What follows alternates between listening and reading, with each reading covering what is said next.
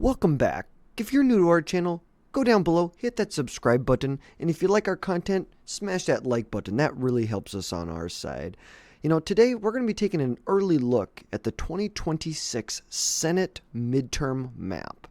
So right here, the current balance of power in the Senate right now is 53 to 47, where the Democrats do have two independents that caucus with them. But right now the GOP has a 6-seat majority in the Senate. And looking ahead to the 2026 midterms, things don't look that much better for Democrats. It's a pretty narrow road forward. I'm going to go out on a limb and say almost impossible road if we're looking at getting if the Democrats look to win the Senate back in 2026. So right now we have about a third of the Senate that's up for re-election. Obviously, some of the most notable re-elections that we're seeing, or people who are up for election, Senate Majority Leader or former Senate Majority Leader Mitch McConnell, still unclear, most likely probably isn't going to run, I'd say. But we could see his seat is up in Kentucky. J.D. Vance's vacant seat that was just filled is up for a special election in 2026. Tom Tills from North Carolina is up in what could be a contested Senate seat. John Ossoff, who is the Democrat who beat David Perdue in the 2020-2021 Senate runoff. You have Gary Peters in Michigan, who just recently announced that he was not going to be running for re-election in Michigan. So could turn into a pretty fierce battle in Michigan. Then, of course, you have Susan Collins up in Maine, Ashley Moody down in Florida, who just filled Marco Rubio's seat, John Cornyn in Texas, John Hickenlooper in Colorado, Joni Ernst in Iowa, Dick Durbin in Illinois. In Minnesota, you have Senator Tina Smith, who's up. Now, you can see most of these are going to be classified as very safe Republican or very safe Democrat seats at this point. But today, we're really going to be focusing on the lean and more of the toss-up states, or seats, should I say, that could be up for grab in the 2026 election.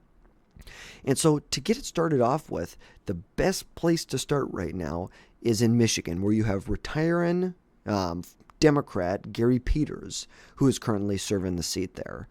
So the 2026 Senate election in Michigan right now, Gary Peters has been a Democratic senator since 2014. He was reelected with just a little less than 50% of the vote in 2020 in a state that Joe Biden had won pretty handily by about a point or two. Now, so far, you have a couple people who have publicly expressed interest in running for that seat. Former U.S. Transportation Secretary Pete Buttigieg, who now he's from the neighboring state of Indiana, but his name has been floated around that he may be looking to run for that Senate seat in 2022. You have a former state senator, Mallory, from the 8th District, who has served since 2019, and then Sarah Anthony, who's a current state senator in Michigan. Most notably, the person who you don't see on this list is current Governor Gretchen Whitmer. Now, Whitmer, of course, is going to be term limited here in 2026, and many people had thought that she might run for this race or look at filling this seat here. But I think that she has aspirations higher than the United States Senate, with her eyes more on 2028. And without a commitment in Washington, it may be easier for her to go after the Democratic nomination, or should I say the Democrat. We don't say Democratic, the Democrat nomination in 2028. Rashida Tlaib's name has also been thrown out there. The former Attorney General of Michigan, Dana Nielsen, has been thrown out there as well. And of course, Gary Peters and Gretchen Whitmer are not on that list. Now, this is one of only 2 states that a Democrat currently holds the seat, but the state was won by President Trump in the 2024 election. Now, if you jump back to the 2024 election that just happened between Elise Slotkin and Mike Rogers, where Mike Rogers narrowly lost to Elise Slotkin by about 20,000 votes in a state that President Trump was able to carry by, I believe, a point and a half. We can jump over to the actual map here and take a look at this. But yes, here in Michigan, President Trump won the state by roughly about a little over a point and a half.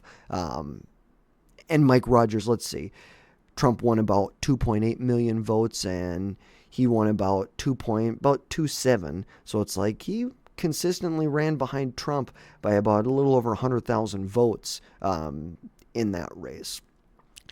As of right now, I think this is one of the best opportunities the Republicans have to flip a seat.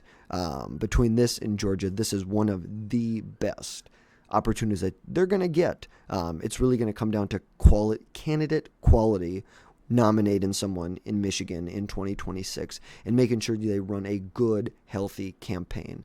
So right now, I would definitely consider this a toss-up. But I think that the chances look very good for Republicans to pick up Michigan in the 2026 Senate map.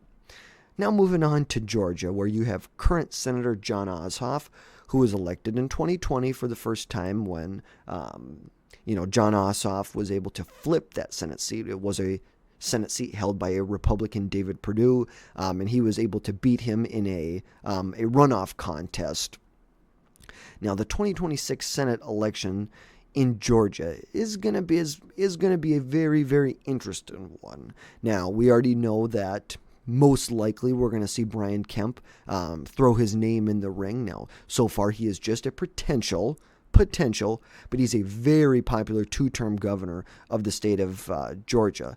This would be a great move for the Republicans to go after Brian Kemp, recruit him to run for this Senate seat here to expand their control that they have in the Senate. Now, there have been some other names that have been thrown out there. Mike Collins, who is a representative from Georgia's 10th Congressional District. Brad Raffensperger, who is the current Secretary of State. Major Marjorie Taylor Greene, who is currently representing Georgia's 14th Congressional District. So there are multiple options, but I think looking at this on the Republican side, the most likely, and if they really want to win, Brian Kemp is the way to go. He's a very, very popular two-term governor there. Now, looking back to 2020, 2021, initially in the first round, David Perdue had won the popular vote, but did not win 50%, which led to a runoff in which we saw a decrease in turnout overall between the two candidates, but where we saw Jon Ossoff able to just barely, by about 40,000 votes, 50,000 votes, get himself over that 50% threshold. And win a Senate seat and help take control of the Senate for the Democrats in the first 2 years of the Biden administration. So I think between Michigan and Georgia here, I think these are going to be the two most hotly contested seats. And the great thing is the Democrats are on defense in both of those states. Looking at the map here, it's hard to see where the Democrats can really go on offensive. Obviously, where they're looking is North Carolina. Tom Tillis' seat. This was a state that in the 2024 election here, Trump won it pretty handedly by about about 4 points. He was able to win the state by expanding his margin from 2020 when he carried that state but did not carry the presidency. That's going to be the biggest target for Democrats, but it's hard to see where else. Where could the Democrats come up with a majority? I just don't see it. Traditionally they may be looking at places like Iowa, but I think that's locked up. There may be some Republican infighting with Joni Ernst there, but ultimately I think this is a safe Republican seat. The other one that they could look at is Maine. Now, Maine is currently represented by Susan Collins, who she's probably a 10-term, that's a joke, but probably a 10-term senator. I think she's been in the Senate since 1997. I can get in an official number here in just a second. Let's see. Since 1997, Susan Collins. So right now, that's definitely an opportunity that the Democrats have. But we also have to remember that Susan Collins is much more of a moderate Republican than your typical Republican in the MAGA Trump Republican Party of 2025. She does not. She is a pro-choice candidate and just a much more moderate candidate. You can look back to her win when she was able to carry the state in 2020. She was also targeted very heavily by Democrats, where she was able to carry the state by over 8 points. Now, remember, this is a state that Kamala Harris was able to win by about 7 points, I believe. Yes, look at this, 7 points, Kamala Harris. And you have Susan Collins running in the exact opposite direction by about 7 or 8 points. It's like you're talking a 15-point swing there. She's a very, very popular Maine Republican senator. Breaks with Donald Trump a lot, and that's what the people of Maine like. But we'll see how this turns out. This is definitely going to be a seat that's targeted by the Democrats in this upcoming race. So I think you can say, between these four here, I think this is where we're going to be limited to. I'm not really worried about Ohio. The seat was just filled recently. Trying to figure out who just filled. Let's see. Ohio was recently just filled by John Husted. So he was appointed by Governor Mike DeWine to serve out the remainder of J.D. Vance's term. So he'll have this special election here for the final 2 years of J.D. Vance's term. But looking at the map here, it does not look good for the Democrats. In a best-case scenario, maybe they hold Michigan. I think in a good-case scenario, they barely lose Georgia. I have a very, very hard time seeing the Democrats holding on to power in Georgia. Now, remember, this is a state that Trump, although he lost in 2020, he was able to flip back to the Republicans by roughly 2.5 points here. This is a state that can be won by Republicans. So in a good case scenario for the Democrats, I see the Republicans only gaining 1 seat and becoming a 54 to 46 Senate in the United States Senate here. Now, the best case scenario, but I think the Republicans, they have a very good chance with good quality candidates of running in Michigan. Now, we just heard a couple days ago that Mike Rogers, who he ran for the open Senate seat in 2024, like we talked about, barely lost it by about 0.3 of a percentage point. He lost the race. Now, he's looking at running again in Michigan. This could be the time for the Republicans to come through and finally win back this seat that's been held by Gary Peters for the last decade. So I think best case scenario for the Republicans, they're winning 55, 56 seats in the Senate. You can look at Virginia, not super...